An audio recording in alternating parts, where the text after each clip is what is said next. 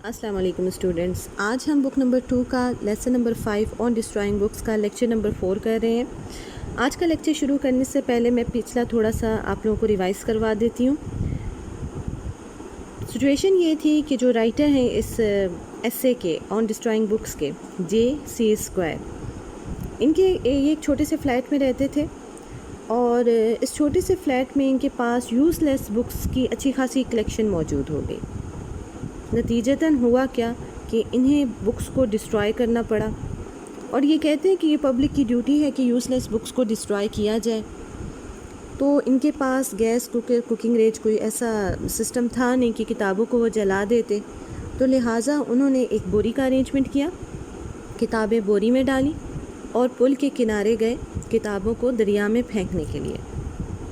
آدھی رات کا وقت تھا، ٹھنڈ بہت زیادہ تھی، تو پیچھے جہاں پہ ہم نے لیکچر ختم کیا تھا اس میں یہ تھا کہ ایک پولیس والا ان کے پاس سے گزرا، اور وہ پولیس والا پیٹرولنگ پہ تھا، وہ گارڈ کر رہا تھا، ہر چیز کو چیک کر رہا تھا اپنی ٹارچ کی روشنی پھینک کے کہ لاک صحیح لگے ہوئے ہیں یا نہیں لگے ہوئے، کوئی ان لاک تو نہیں ہوا ہوا ونڈوز یا ڈورز وغیرہ بیسمنٹ کے۔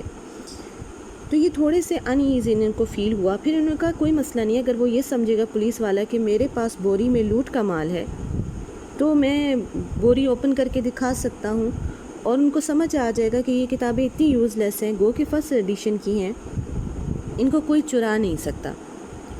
آگے سے سٹارٹ کرتے ہیں، کہتے ہیں نیوردیلیس، تاہم I could not help the slight in as, میں پھر بھی اس ہلکی سی پریشانی کو نہیں روک پایا یا اس میں کوئی مدد نہیں کر سکتا، وچ کمز ٹو آل، جو کہ سب کو پریشانی ہوتی ہے، who are eyed suspiciously، جن کو شک کی نگاہ سے دیکھا گیا ہو، by the police، پولیس کی جانب سے، and to all، اور وہ تمام کے تمام who are detected، جن پہ شک کیا گیا ہو، in any deliberately furtive act، جو کہ ڈیلیبریٹلی جان بوجھ کے، furtive کا مطلب ہوتا ہے سیکریٹلی، خفیہ، پوشیدہ، مخفی، ایکٹ سرگرمی، کہتے ہیں یا تو پھر وہ کسی جان بوجھ کے خفیہ سرگرمی میں ملوث ہو، however harmless، چاہے وہ سرگرمی کتنی ہی harmless کیوں نہ ہو۔ تو کہتے ہیں کہ تاہم میں وہ تھوڑی سی گھبراہٹ محسوس کیے بغیر نہ رہ سکا، جو کہ وہ تمام لوگ محسوس کرتے ہیں جنہیں پولیس نے شک کی نگاہ سے دیکھا ہو یا جو ارادتاً کسی خفیہ سرگرمی میں پائے جاتے ہوں۔ ڈیٹیکٹڈ کا مطلب ہوتا ہے پایا جانا، سسپیشیسلی شک کی نگاہ سے دیکھنا، سلائٹ ہلکی سی، تھوڑی سی، ان ایز پریشانی، بے چینی، ڈیلیبریٹلی جان بوجھ کر، فورٹیو ایکٹ پوشیدہ عمل، مخفی عمل، سیکرٹ عمل، ہارملیس بے ضرر۔ اب پولیس والا ان کے پاس سے گزرا تو انہیں تھوڑی سی ان ایزینس ہوئی۔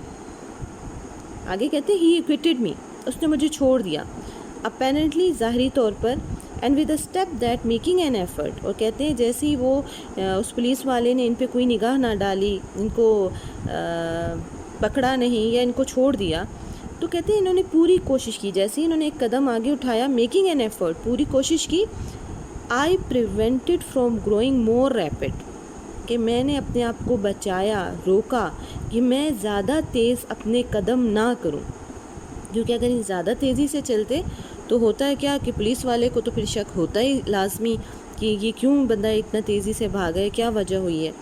آئی واک آن، میں چلتا رہا، انٹل آئی ریچ دا امبارکمنٹ، حتیٰ کہ میں امبارکمنٹ کنارے، پل کے کنارے پہ پہنچ گیا۔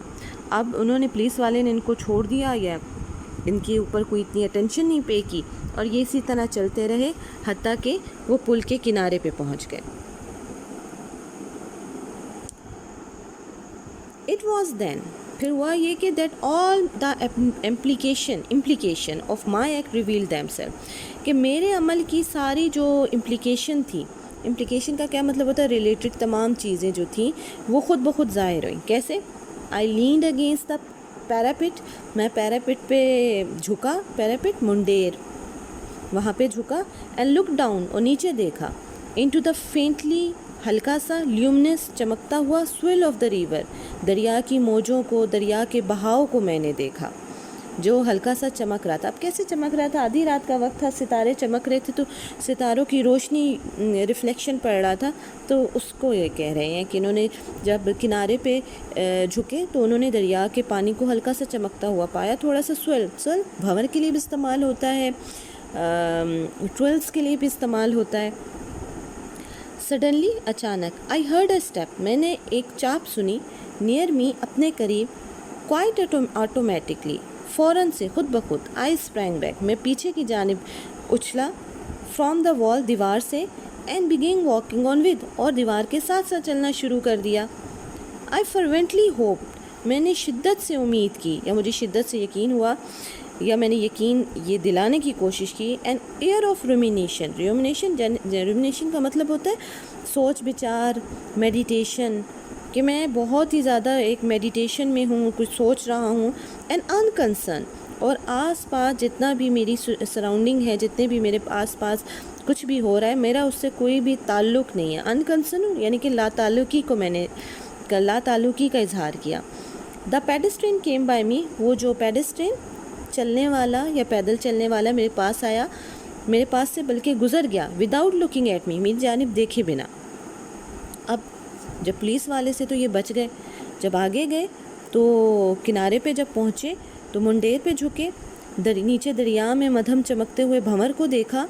پھر اچانک سے جب وہ ابھی دیکھ ہی رہے تھے تو انہوں نے اپنے نزدیک پاؤں کی آہٹ سنی اور خود بخود دیوار سے پیچھے یہ اچھلے, کیونکہ ایک دم سے جیسے جب بندہ کوئی, وہ پیچھے انہوں نے کہا ہے نا, کوئی ایسا عمل کر رہا ہو چاہے وہ ہارم لیس ہی کیوں نہ ہو, تو وہ تھوڑا سا ایک انایزینس ہوتی ہے.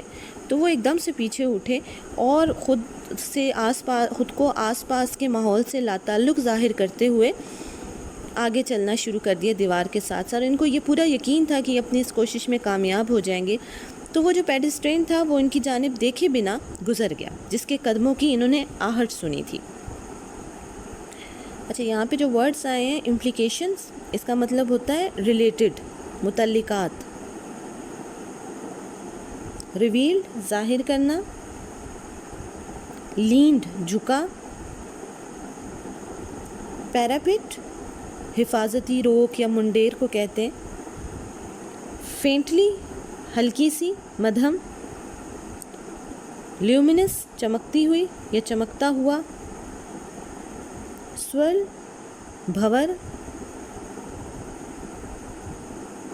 اسٹیپ, چاپ. اسپرینگ بیک, پیچھے کی جانب اچھلنا.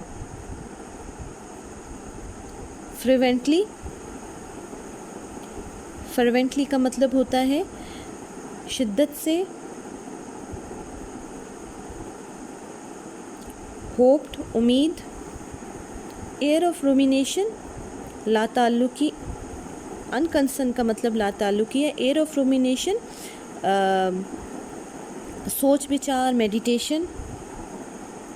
پیڈسٹرین, آوارہ گرد, پیدل چلنے والا. آگے جا کے پتہ چلے گا کہ وہ ایک ٹریم تھا, آوارہ گرد تھا, لیکن یہاں پہ جو آئے گا پیڈسٹرین کا مطلب جو ہوتا ہے پیدل چلنے والا, ادھر ادھر گھومنے پھرنے والا.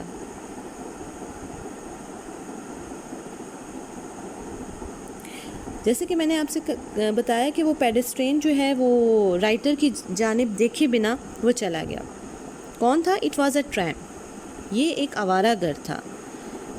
منموجی بندہ, ٹریم مدموجی, آوارہ گرد, ویگابونڈ.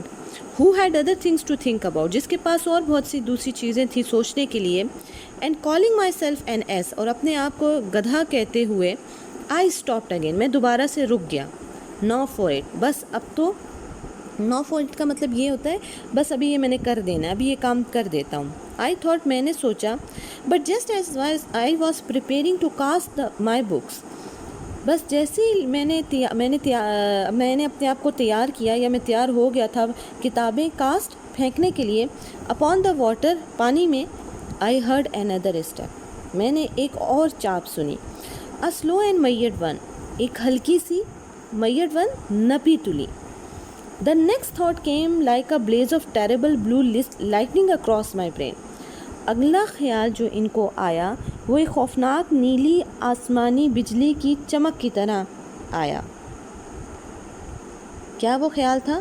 What about the splash? Splash کہتے ہیں پانی کی آواز، یعنی کہ جب وہ بوری پانی میں پھینک دیں گے تو وہ جو ایک ساؤنڈ آئے گی اسپلیش کی، اس کا کیا ہوگا؟ اب یہ بالکل تیار ہو چکے تھے، دریا کے جو پل ہے اس کے کنارے پہ کھڑے تھے اور پانی میں انہوں نے بوری کو پھینک دینا تھا۔ تو ان کو ایک دم سے خیال آیا کہ جب میں پانی کے اندر بوری کو پھینک دوں گا تو وہ جو ساؤنڈ آئے گی، اسپلیش آئے گی، اس کا میں کیا کروں گا؟ اور ظاہر سی بات ہے جو جتنی چیز ہیوی ہوتی ہے پانی کی ساؤنڈ اتنی ہی زیادہ ہوتی ہے۔ ٹرامپ، ویگا بونڈ آوارہ گرد یا من موجی، ایس گدھا، کاسٹ پھینکنا، میڈ ون نپیتلی۔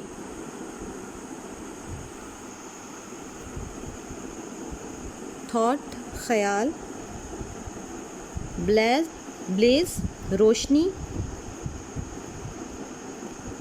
ٹیریبل بلو لائٹننگ، خوفناک نیلی لائٹننگ، آسمانی بجلی۔